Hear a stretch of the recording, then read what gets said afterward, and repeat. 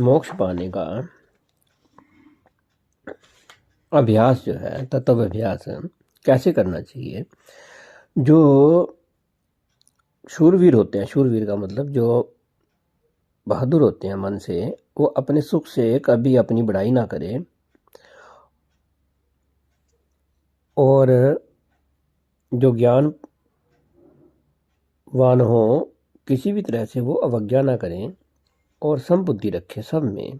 ये दुर्लभ है।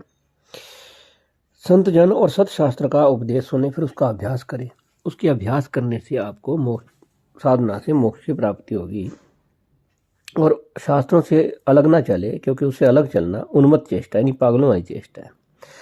तो सबसे पहले इंसान को चाहिए कि वो अपने वर्ण आश्रम के शुभ आचारों को प्राप्त करे और अशुभ का त्याग कर दे। फिर संतों का संग करे, सतशास्त्रों का विचार करे और विचार से गुरु का उपदेश सुन करके अपने गुण दोष को विचार के गुण शुभ कर्म को इकट्ठा करे, शुभ गुणों को इकट्ठा करे और अशुभ कर्मों का त्याग कर ले। इस प्रकार अपने पुरुषार्थ से ही व्यक्ति को मोक्ष की प्राप्ति होती है, ब्रह्म ज्ञान प्राप्त होता है। याद रखना चाहिए, अपने ही किए हुए शुभ और अशुभ कर्मों का फल भोगना पड़ता है। उसे देव कहो या पुरुषार्थ कहो या भाग्य कहो, ये आपकी मर्जी। सबसे पहले तो पांचों इंद्रियों को अपने वश में करने का अभ्यास करो, शास्त्र के अनुसार उसको बरताओ। फिर शुभ वासना इकट्ठी करो, अशुभ वासना का त्याग करो। फिर धीरे धीरे सत्संग से आत्मज्ञान के द्वारा शुद्ध वासना का भी त्याग करके अपने आत्म स्वरूप में लीन हो जाओ। कैसे? किस कहते हैं कि मोक्ष के 4 द्वार पर है। जो वशिष्ठ में इसका विवरण दिया है कि मोक्ष के 4 द्वारपाल हैं। कौन कौन से मोक्ष के 4 द्वारपाल कौन से हैं? सबसे पहले शम दम, इंद्रियों को वश में करना और मन को रोकने का प्रयत्न करना, ये दम है। और इंद्रियों को वश में करना शम है। उसके बाद है दूसरा है विचार करना, मैं कौन हूँ, ये जगत क्या है, इसकी उत्पत्ति कैसे हुई है और कैसे लीन होती है। संतों व शास्त्रों के अनुसार इसका अभ्यास करे। जो सत्य है उसको सत्य समझे, जो असत्य है उसको असत्य जाने। इस प्रकार असत्य का त्याग करे, सत्य में स्थित हो, इसका नाम विचार है। विचारवान व्यक्ति कभी दुखी नहीं होता। इसलिए विचारवान व्यक्ति इस विचार से जो भी कर्म करता है, चाहे वो संसार में हो चाहे परमार्थ के हो, वो सदा सुख को प्राप्त करेगा और ऊंचे से ऊंचे पद को प्राप्त करेगा। इसलिए विचारवान होना चाहिए। उसके बाद है संतोष। यथा प्राप्त जो कुछ मिले उसमें संतुष्ट रहना, ये संतोष है। और अप्राप्त वस्तु की इच्छा करना असंतोष है।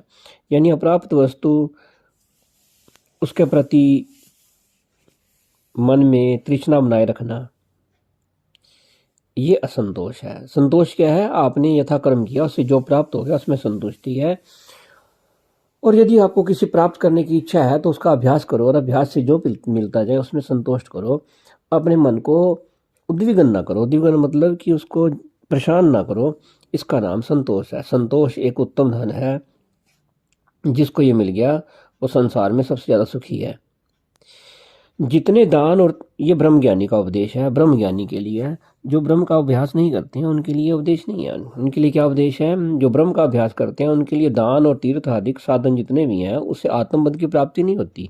हाँ, उनसे पुण्य की प्राप्ति होती है। आप पुण्य करना त्यागना नहीं चाहिए, परंतु ये सोचना कि भी केवल इतना करने से ही आपको मोक्ष मिल जाएगा, तो ये संभव नहीं है। आत्मबोध की प्राप्ति तो साधु के संग से ही होती है, आत्म अभ्यास से ही होती है।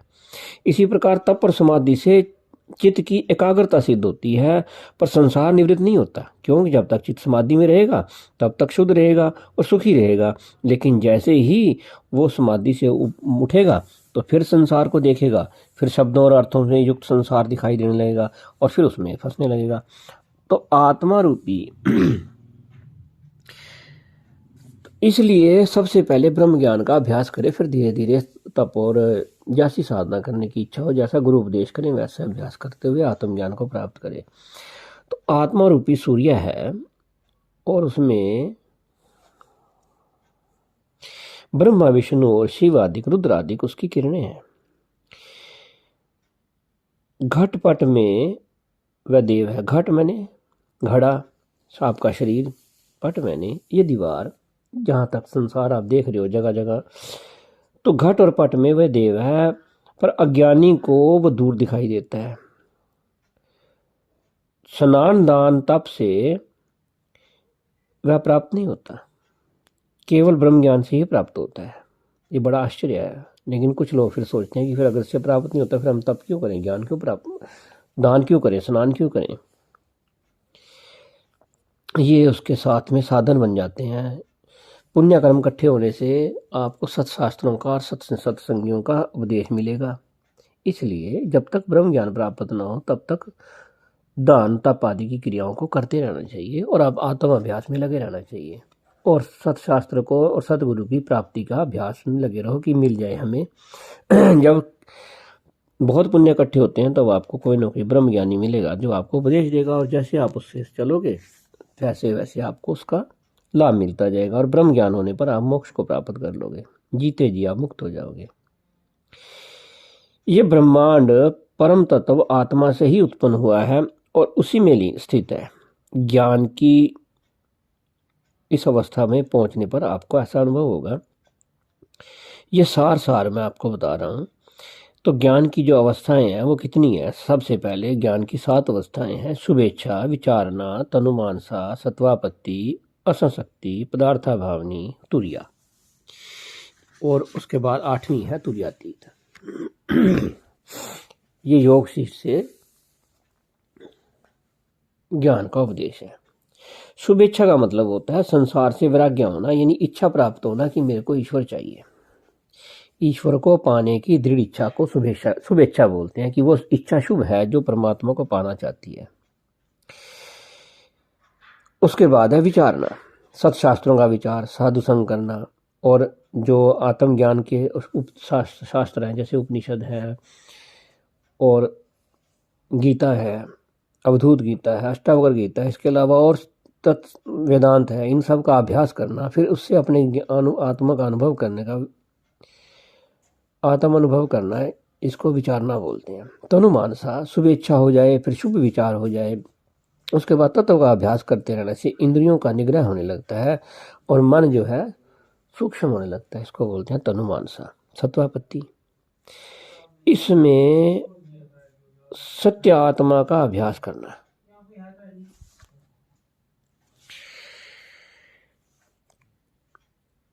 सत्वापत्ति में का अर्थ होता है, इसमें जब सत्य आत्मा का अभ्यास होने लगे तो उसको हम सत्वापत्ति कहते हैं, कि हमारे पास आत्मा का अनुभव होने लगा है, धीरे धीरे हमारे अंदर प्रकाश प्रकट हो रहा है। उसके बाद है असंशक्ति। असंशक्ति का मतलब होता है जो मन इतना ऊपर उठ जाता है कि संसार के पदार्थों में आपकी आसक्ति कम हो जाती है और आप उनसे अपने आप को आसक्त महसूस नहीं करते, आप उनमें ही रह रहे हो। आप खाना खाते हो, पानी पीते हो, आप जीवन के सभी सुखों का भोग कर रहे हो या नहीं कर रहे, आप तब करो या ग्रस्त में हो, आप जिस अवस्था में भी हो, लेकिन आपकी चित्त में आसक्ति वैसी नहीं है जैसे कि पहले थी, लेकिन आपके कर्म वैसे ही हैं और आपका अभ्यास दृढ़ होता जा रहा है।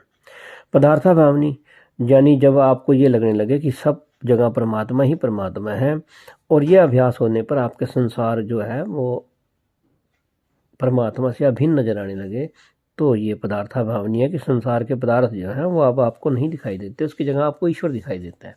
संसार तो वैसे ही है, मगर अब इसको ईश्वर आपको हर जगह अनुभव होता है। और उसके बाद है तुरिया, अपने स्वरूप में स्थित हो जाना, ब्रह्म ज्ञान को प्राप्त कर लेना, आत्म सत्ता को पा लेना। ये जीवन मुक्त की अवस्था है। इसमें समाधिस्थ हो जाए, ज्ञान से समाधिस्थ हो जाए, ब्रह्म तत्व की प्राप्ति हो जाए। यह तो केवल अभ्यासी को पता लगता है जिसको ब्रह्म ज्ञान हो जाएगा।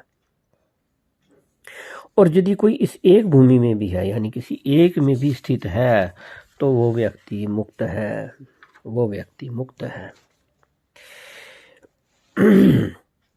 शुद्ध ब्रह्म जो है वो सर्वगत है, नित्य है, सदा है, अद्वैत है, अजन्मय है, अपने आप में ही स्थित है, परंतु अज्ञान से शुद्ध भी अशुद्ध दिखाई अनुभव होता है और ब्रह्म भी अब्रह्म दिखाई देता है।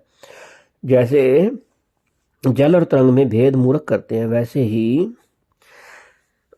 ब्रह्म और जीव में, वैसे ही ब्रह्म और जीव में, ब्रह्म और जगत में भेद अज्ञानी देखते हैं। जैसे सोने में और आभूषण में, रस्सी में और सांप में मूर्ख अनुभव करते हैं कि सोना अलग है और आभूषण अलग है। आभूषण और सोने में क्या फर्क है? इसी प्रकार से अंधेरे में रस्सी सर्प की तरह दिखाई देती है तो डर लगता है। तो वैसे ही संसार जो है, परमात्मा भी संसार के रूप में प्रकट हो जाता है और ब्रह्म जो है वो आपको संसार रूप में दिखाई देता है। लेकिन ज्ञानी को केवल चिदाकाश अनुभव होता है, सर्वत्र व्याप्त है, वही है, उसके अतिरिक्त कुछ नहीं है।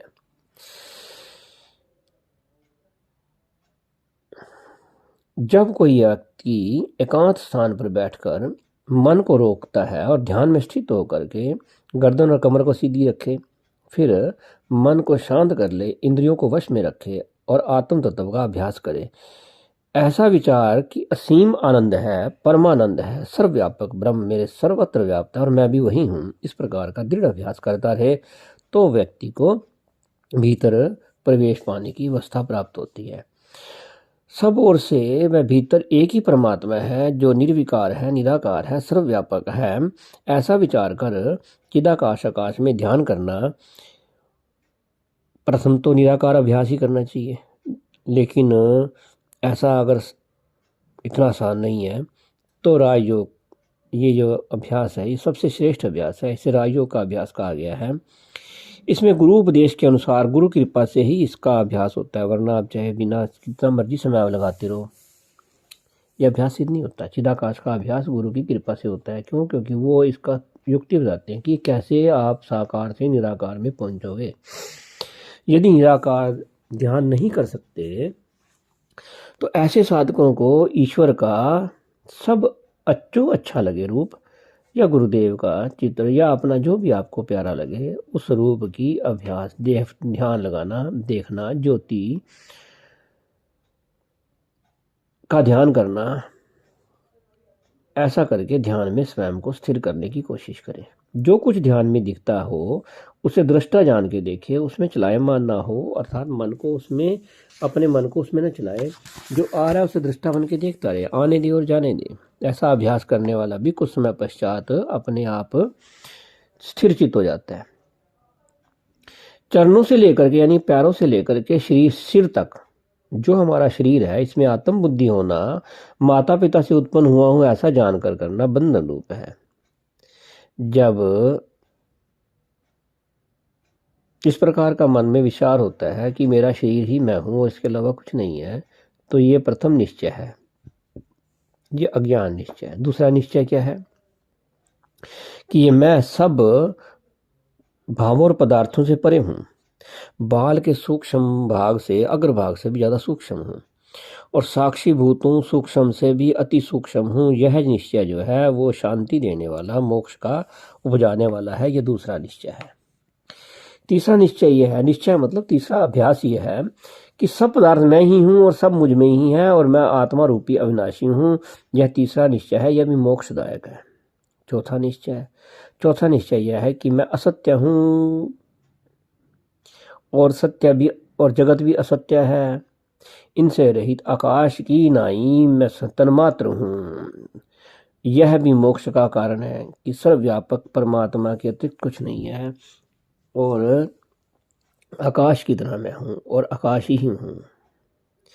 ये तीनों निश्चय मोक्ष देने वाले हैं, लेकिन प्रथम निश्चय अज्ञान कारक है, दुख देने वाला है, बार बार आपको संताप प्रकट करने वाला है। प्रथम निश्चय है जो कहता है कि मैं शरीर हूं।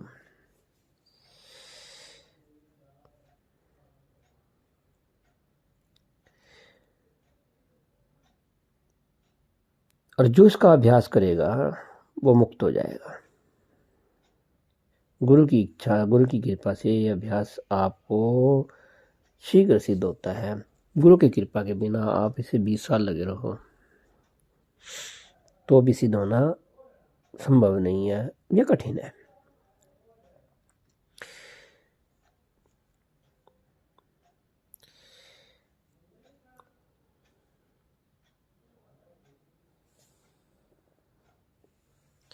ब्रह्म जो है, परमात्मा है, वो परमाकाश रूप है और वो सब में सबसे बड़ा देव है, ऐसा कहा गया है। उसे कोई तत्सत कहता है, कोई परब्रह्म कहता है, कोई निरंकार कहता है। जैसा जिसका दिल करता है वैसे उसका नाम देता है, जैसा जिसने अनुभव किया वैसे उसका नाम देता है। उसका अपना नाम रूप वही है जो हमें अनुभव हो है, जहाँ हम उसको। इसके अतिरिक्त एक और आत्म अभ्यास है जो बहुत ही श्रेष्ठ है और बहुत सरल भी है। अगर कोई इसका अभ्यास करे तो शीघ्र ही